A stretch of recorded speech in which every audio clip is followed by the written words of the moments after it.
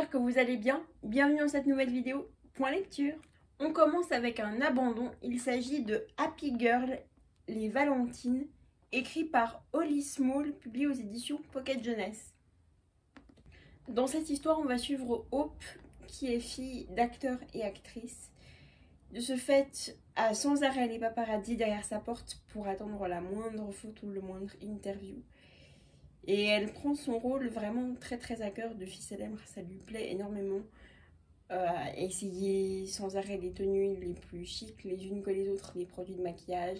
Ses frères et sœurs sont dans le même état d'esprit qu'elle, elle encore moins. Par contre, elle peut encore moins, vis-à-vis de ses frères et sœurs qui sont plus âgés qu'elle, se montrer devant les caméras parce que ses parents ont estimé qu'elle ne devait pas apparaître devant les caméras avant 16 ans et elle en a encore pour 3 mois au moment où commence l'histoire, pour 3 mois à attendre de pouvoir être devant les caméras aux côtés de ses frères et sœurs, chose qu'elle prend vraiment mal. Donc en attendant, elle vit sa vie comme une adolescente presque normale, à regarder beaucoup de comédies romantiques, à s'imaginer beaucoup sur des plateaux de tournage de films, être vraiment la star de plein de comédies, et à rêver justement de la seule chose qu'elle n'a pas, c'est l'amour avec un grand A. Mais elle va vite se rendre compte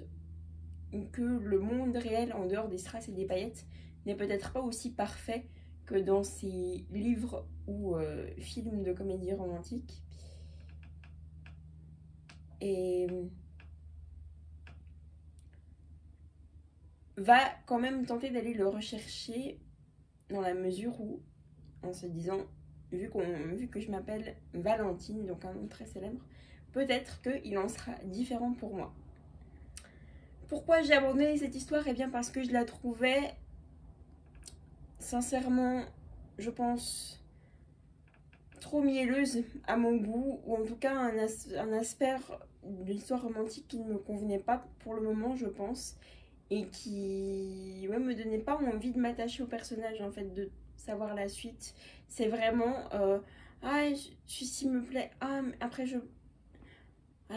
est-ce qu'il pense à moi, est-ce que si, est-ce que ça, mais on s'en fout en fait. Enfin, je veux dire, certaines choses, je sais pas, je trouvais trop beaucoup trop gnangnan en fait. Je me réjouissais de lire une romance qui allait me changer justement un peu de mes lectures habituelles, mais ça ne l'a pas fait en fait. Alors c'est un avis très personnel, mais pour moi je trouvais que c'était beaucoup trop de tout en fait. Alors peut-être qu'un jour je lirai l'histoire jusqu'à la fin pour savoir. Il y a quand même certaines choses sur la vie de cette jeune Hope qui m'auraient intriguée. Mais sur le moment, je sais pas, le temps ne m'intéressait plus et j'avais qu'une envie, c'était de fermer le livre pour passer à autre chose. Peut-être que cette histoire-là, du coup, pourra vous plaire si c'est votre style. En tout cas, ça ne l'a pas fait avec moi. Mais je vous la recommande si vous êtes... si vous aimez les romances comme ça. Je pense qu'il peut y avoir matière à la trouver bien si on est prêt à creuser un petit peu. Moi, ce n'était pas mon cas pour le moment, donc ce sera un abandon pour celui-ci, tant pis. Ma foi, peut-être une prochaine fois, ce sera plus le cas. Et on enchaîne avec une lecture, cette fois-ci presque coup de cœur. Il s'agit de L'Antidote mortel de Cassandre Lambert, publié aux éditions Roman Didier Jeunesse.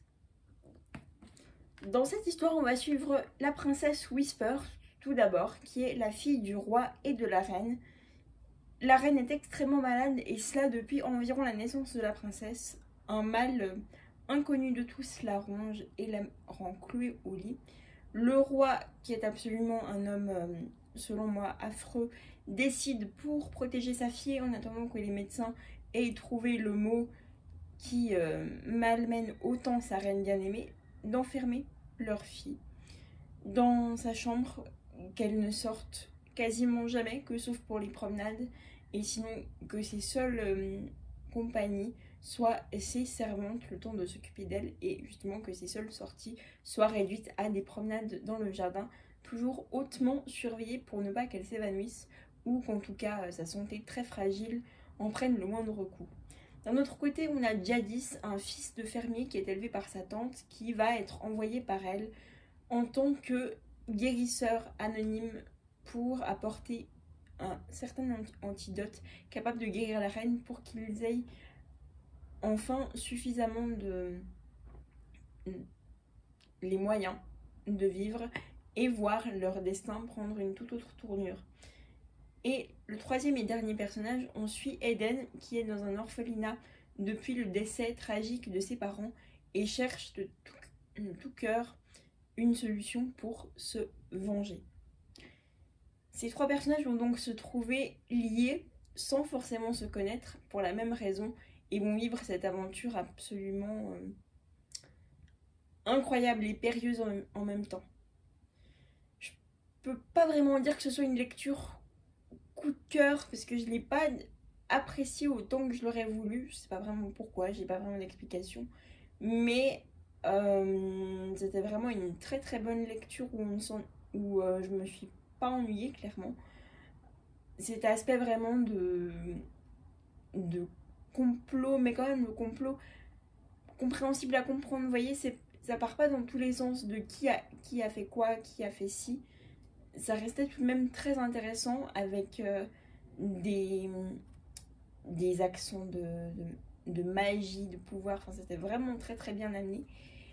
Et la fin, je sais pas, m'a laissé un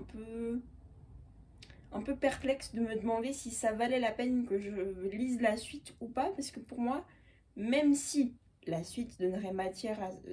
La fin donnerait matière à ce que la suite soit intéressante à lire, pour moi, un seul livre aurait pu suffire en fait, à quelques détails près. Donc je sais pas tellement si j'ai envie de lire la suite et le coup de cœur à 100% n'était pas là. C'était une très bonne lecture, mais de là à dire que c'était un coup de cœur, je ne pense pas. Parce que j'ai pas fermé le livre non plus en me disant oh, c'était génial et tout. Non, pas à ce point-là, mais ça restait quand même une chouette lecture.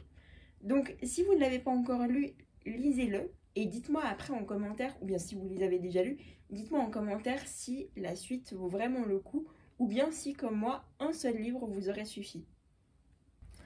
Et on fait une petite pause dans les romans papier pour passer aux lectures sur Wattpad. Tout d'abord, il s'agit de l'opération Guirlande, Sapin et Chocolat Chaud, écrit par Solène Morgan, du coup, sur Wattpad, où on suit l'histoire de Emma, une éternelle optimiste qui, elle, adore Noël, vraiment plus, et qui, pour elle, tout est parfait, tout est rose à Noël, sauf que, malheureusement, à la fin de son dernier service dans un restaurant, dans le restaurant où elle travaillait, elle va être renvoyée et se retrouver à la porte, enfin, sans travail et sans lieu où aller pendant ses fêtes de Noël, jusqu'au jour où elle va tomber sur un client qui dit beaucoup l'apprécier et lui propose d'aller s'installer dans l'appartement soi-disant inoccupé de son frère, sauf que les choses ne se passent pas exactement comme prévu et que le frère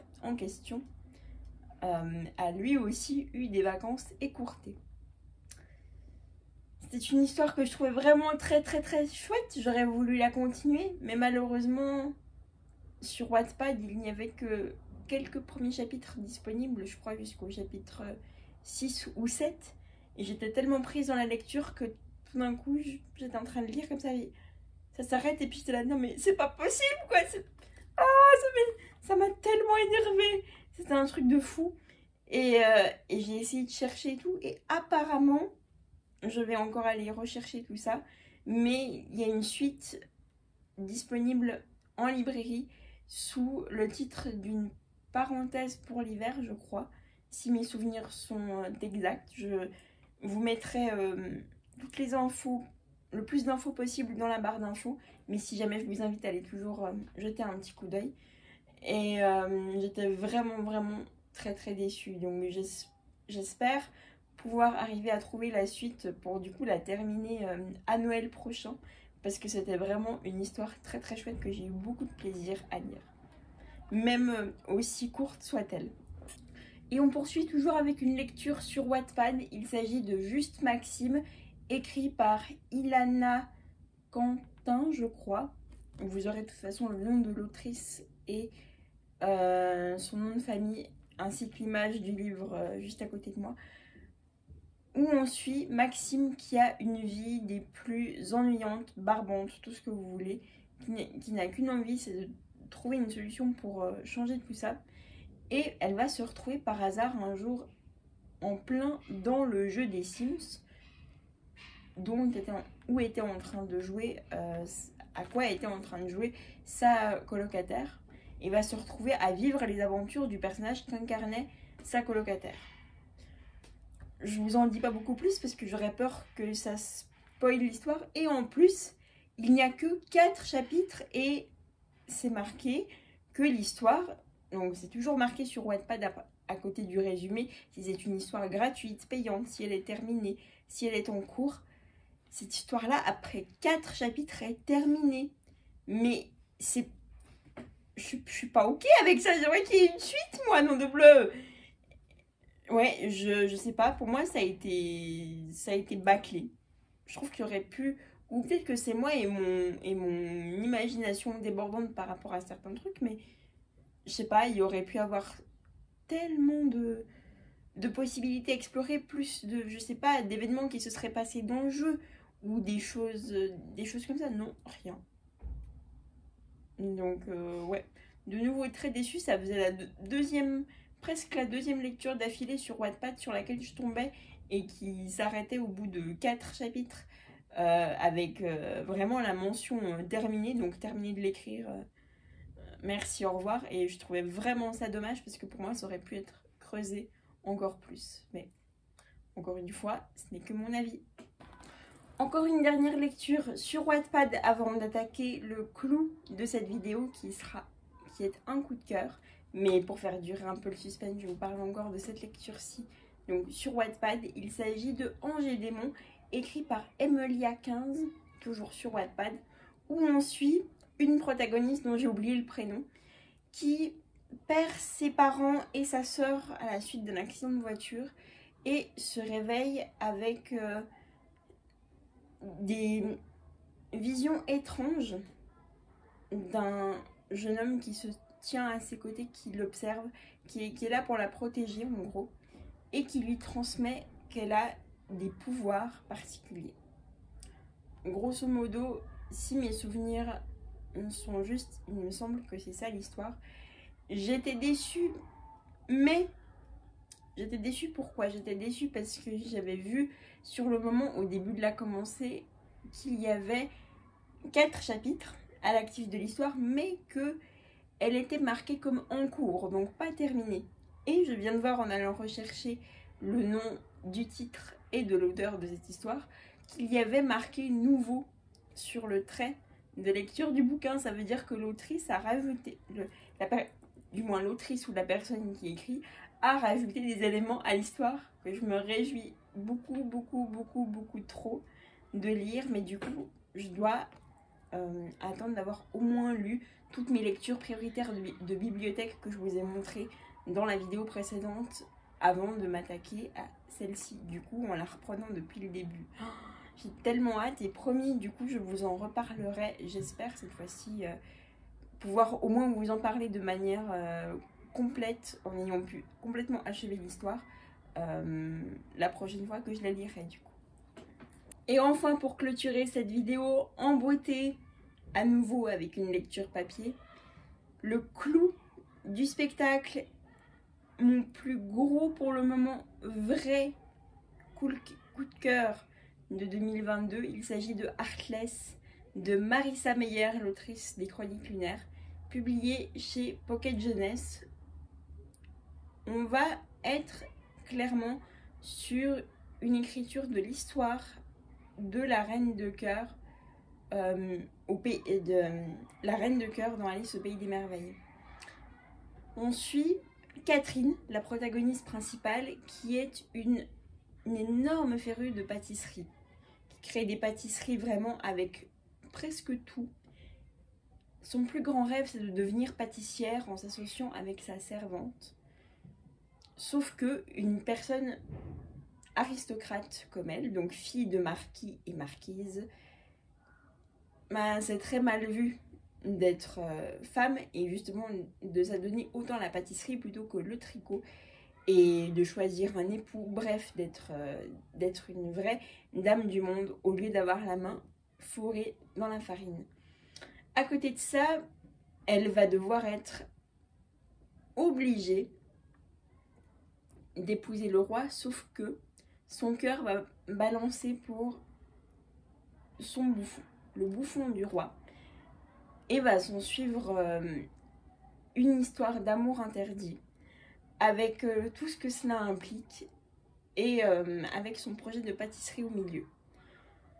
J'espère ne pas vous en avoir trop dit, en tout cas je me retiens à grande force, parce que je viens de terminer l'histoire, et moi c'est terrible, quand autant une histoire que j'aurais pu lire il y a quelques jours en arrière, j'aurais déjà presque tout oublié la moitié, autant une histoire que je viens de terminer, elle est tellement encore fraîche dans ma mémoire que je serais capable de la spoiler presque du début à la fin à la première personne venue, donc je me retiens vraiment. Mais j'ai adoré la manière dont Marissa Meyer a créé à sa propre manière, recréé à sa manière le propre monde d'Alice au Pays des Merveilles avec les personnages qui sont tous... On parle à quelques moments d'Alice, mais pas forcément, en tout cas elle n'apparaît pas comme étant l'un des personnages phares comme dans tous les autres films ou livres qui lui sont dédiés, je vais y arriver. Mais malgré tout, même si on ne parle pas beaucoup d'Alice, tout le reste du Pays des Merveilles y est, avec les couleurs, ouais, je sais pas si une explosion de couleurs et de merveilles dignes d'un Alice au Pays des Merveilles. Autant j'étais pas hyper fan du dessin animé, mais alors je pense qu'après ça, je vais me faire les 2 films d'affilée sur Disney+, avec Johnny Depp dans le rôle du chapelier, que j'avais beaucoup apprécié. Et ouais, c'était vraiment une très très chouette histoire. Et je trouvais intéressant de voir comment une personne finalement de l'aristocratie peut, quelque part, c'est souvent raconté, mais on raconte souvent qu'une personne a des envies, mais qu'elle reste assez à l'écoute de ses parents et du fait qu'ils pensent mieux dans le futur de leur fille quant au mari qu'elle devrait épouser, au destin qu'elle devrait se choisir, alors que Catherine, pas du tout. C'est quelqu'un qui va faire comme si elle écoutait, mais ne va pas arrêter de croire en son rêve, dur comme fer, jusqu'à vouloir aller contre l'avis de ses parents pour essayer de tout mettre en œuvre pour y arriver, même si ça ne sera pas très simple, mais il faut vraiment que je me retienne de vous en dire plus. Et c'est typiquement le genre d'histoire où, en refermant le livre, on se dit punaise, c'est bien vrai qu'on ne... Comment je peux vous dire, les circonstances de la vie peuvent façonner qui nous sommes, mais on ne reste pas avec une certaine personnalité à vie. Certaines choses peuvent la changer de manière radicale et qu'on ne soit plus jamais la même. Et ouais, j'ai vraiment adoré du début à la fin cette histoire brillante. Et si chaque prochaine lecture que je ferai, que ce soit sur une réécriture sur une sorte de réécriture de conte ou une autre lecture de Marissa Meyer, si sa plume est aussi addictive qu'avec ce bouquin, franchement ça pourrait bien devenir une de mes nouvelles autrices anglophones favorites. Donc vraiment chapeau. Et j'ai hâte, je ne l'ai toujours pas lu, mais je me réjouis vraiment de lire les chroniques lunaires, quoique comme je vous ai dit, j'ai encore d'autres lectures prioritaires avant celle-ci, mais cette série ne tardera pas à être lue, croyez-moi. Voilà, c'est la fin de cette vidéo riche en émotions avec toutes ces aventures à travers les pages et l'encre. J'espère qu'elle vous a plu, merci beaucoup de l'avoir regardée, c'était un immense plaisir de vous la tourner. Je vous dis à très bientôt pour de nouvelles aventures et d'ici là, prenez soin de vous. Ciao!